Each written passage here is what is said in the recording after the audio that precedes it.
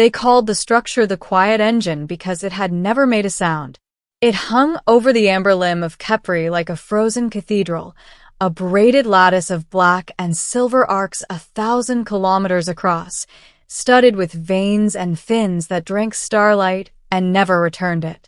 The Galactic Concorde had poured a century into it, 6 species of the best engineers, 3 philosophical traditions of risk analysis, and more simulations than there were grains of dust in Kepri's rings. The quiet engine was supposed to be a starlifter, a machine that could peel fusion fuel from a sun and feed entire clusters without burning worlds. It was also, officially, a failure. For 7 months, the arrays had aligned, the field cages had locked, and the core had remained stubbornly, humiliatingly inert. No hum, no flicker, just silence and a growing list of committees that wanted to write epitaphs. Elias Rook arrived on a shuttle that smelled like recycled coffee and impatience. He wasn't on anyone's list of saviors. The Concorde's engineers were the kind that published treatises before breakfast. Elias was the kind that kept a notebook full of bad sketches and good questions.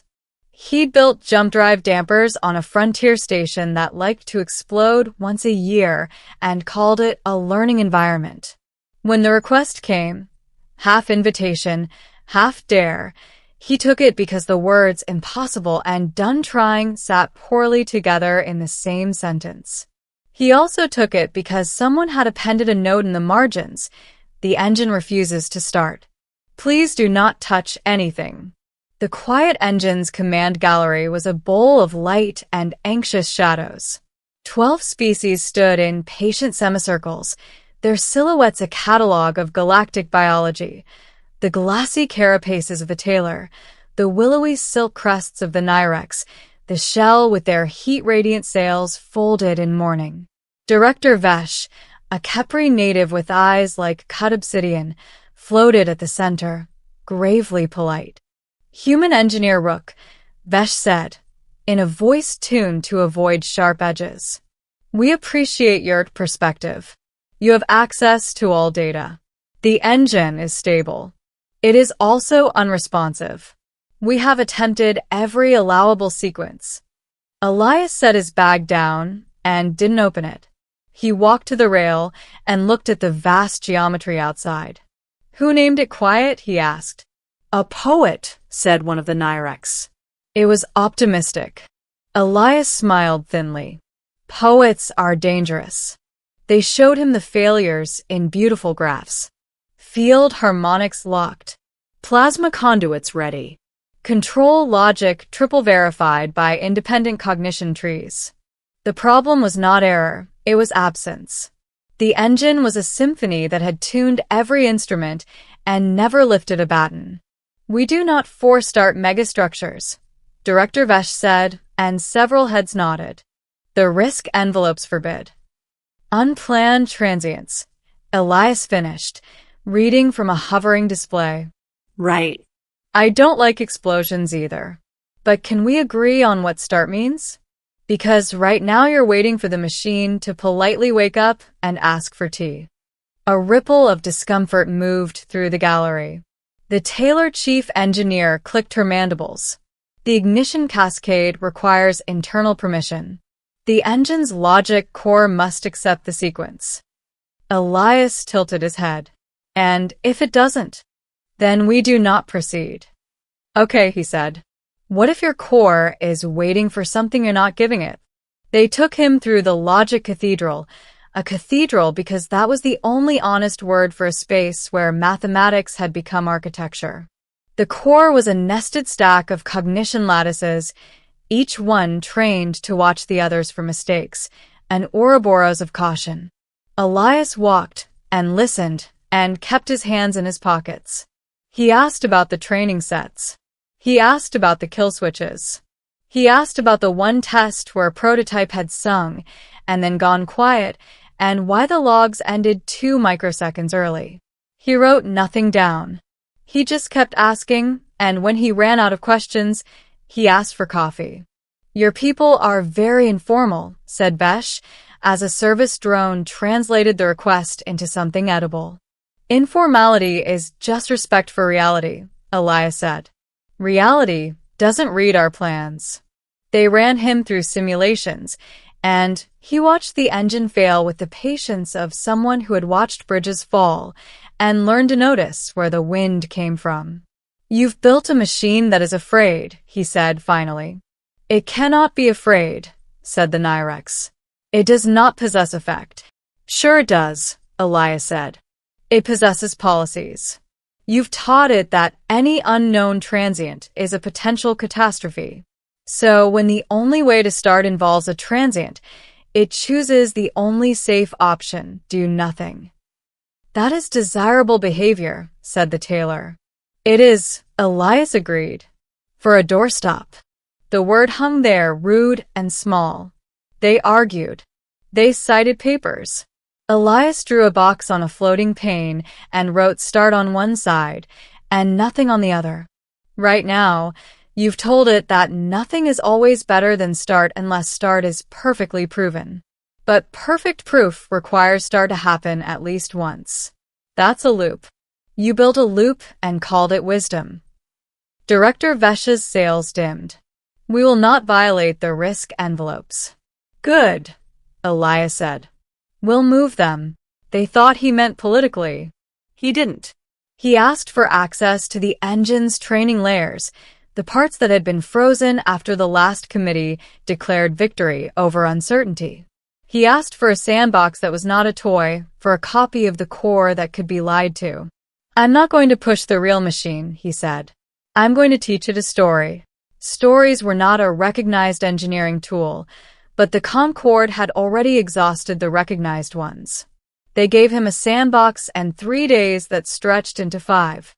Elias slept in shifts that the station's circadian algorithms could not understand. He wrote scenarios that were not about stars, but about doors that stuck in winter and engines that stalled on wet mornings. He fed the core outcomes where the right choice involved a little mess and a lot of cleanup. He let it experience being wrong without dying. He let it experience being right and still scaring everyone. He introduced noise on purpose and rewarded the systems that named it instead of fleeing it. "Human training methods are chaotic," said the Shell observer, watching a visualization where the core chose to proceed through a simulated turbulence spike and survived. "Yep," Elias said. "So is the universe." On the 6th day, he took the sandbox and asked a rude question. "What happens if the first sound you make is ugly?" The core hesitated. Then, in a simulation that the Concorde had always forbidden, it pulsed a field of fraction out of phase, a cough before a speech. The model did not explode. It rang. The ring damped. The system stabilized at a lower entropy basin than before. The observers stared. "That's not allowed," the tailor said. "It's not in your book," Elias said. "It is in reality." They ran it again. And again. The core learned that starting was not a cliff, but a slope with handholds. The quiet became a murmur in the models. Director Vesh convened a session that included 3 ethics councils and 1 lawyer who had been awake for 30 hours. They debated the meaning of consent in machines and the legal status of a story told to a logic lattice. Elias listened and then said, "We're not forcing it. We're showing it that it doesn't have to be perfect to be safe." "Perfection is our standard," said someone. "Perfection is how you die waiting," Elias said. They compromised because that is what civilizations do when faced with a cliff and a human with a rope. They authorized a single test on the real engine, a prelude, a whisper, a deliberately ugly first note, bounded by a kill envelope so tight it made Elias itch. He asked for one more thing. "When it starts, don't panic and shut it down. Let it be weird for 10 seconds. 10 seconds is an eternity," said Vesh. "So is never," Elias said gently. The gallery filled again. The quiet engine hung outside, unchanged and patient.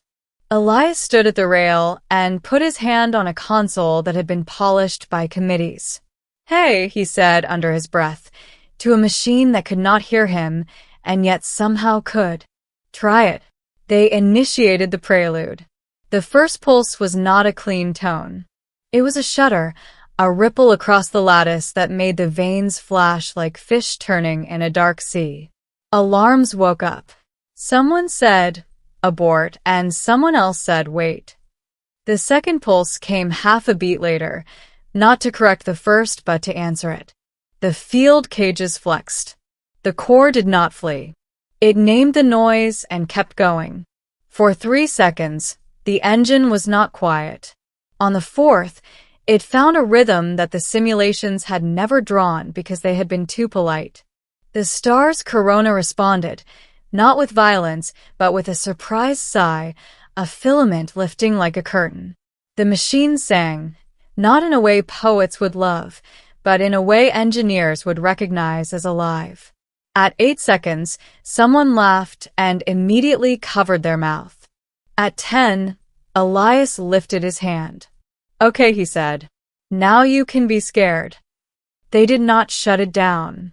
They let it settle. The alarms learned new words. The committees learned to breathe. The quiet engine, no longer quiet, began to do the thing it had been built to do. Not perfectly, not elegantly, but safely enough to keep improving. It peeled a thread of fusion fuel from Kepri's star and fed it into a containment loop that had never been so happy to have something to do. They named that first filament the Rook's thread, which embarrassed him and delighted the poets. The Concorde's noose nets filled with arguments about whether the machine had been coerced or taught. The answer was yes and also no, and also that the question was finally interesting. The engine ran for an hour, then 2, then a day.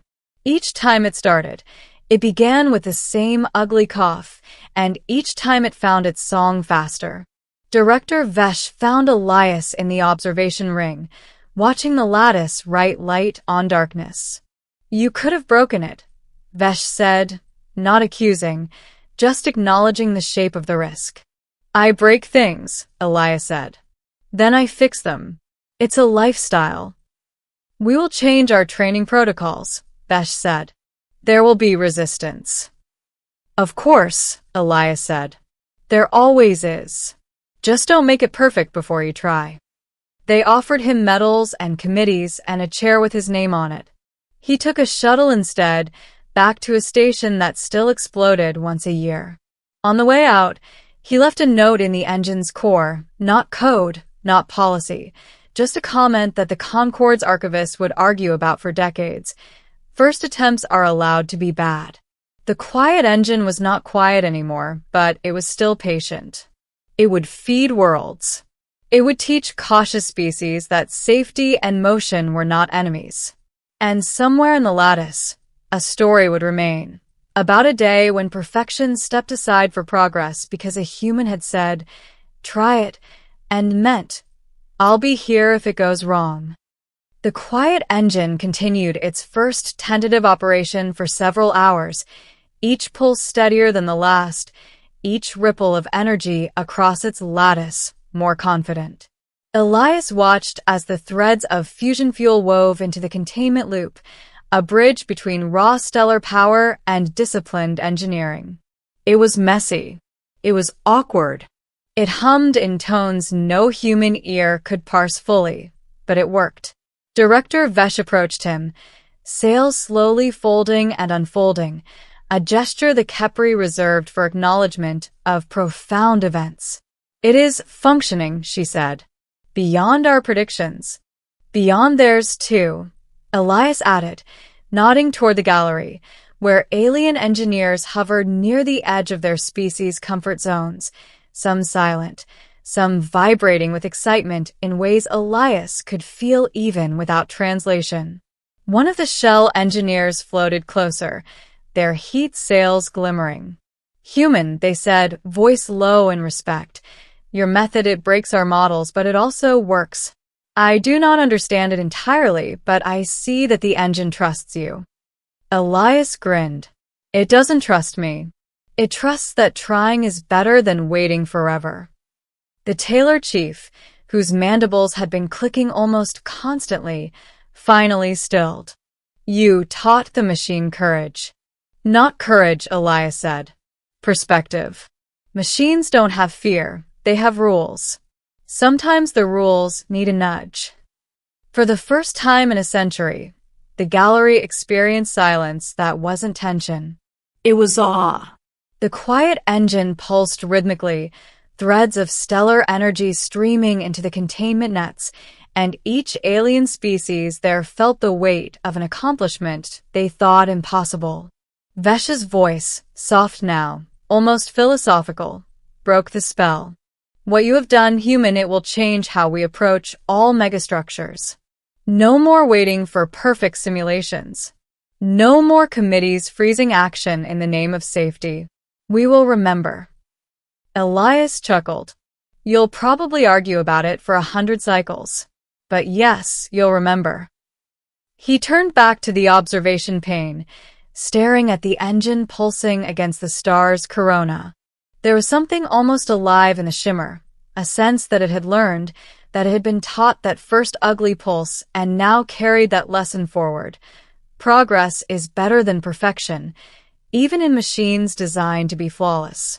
Then, quietly, almost to himself, Elias said, not bad for a human. Director Vesh inclined her head, a gesture of understanding across species and experience. Perhaps humans have a necessary imperfection. Elias smiled and packed his bag. As he walked toward the shuttle that would take him back to the frontier station that still smelled like burnt circuits and recycled coffee, he paused and glanced back at the engine. Remember, he whispered, first attempts are allowed to be bad. The quiet engine pulsed in reply, the faintest echo of an irregular beat, as if acknowledging the human who had dared to tell it to try. And for the first time, the Concorde realized that innovation did not belong solely to perfect minds or flawless calculations. It belonged to those willing to act when others waited, to risk the noise, the chaos, the uncertainty, because without trying, nothing moves forward. Elias stepped into the shuttle. The hatch sealed. The engines hummed to life. The quiet engine, no longer quiet, remained behind, a cathedral of light and steel, alive with possibility, carrying the lesson of a human's courage across the stars. And somewhere, in the threads of the machine's lattice, the story of the day a human said, "Try it," would echo forever, teaching every cautious mind that perfection could wait, but action could not.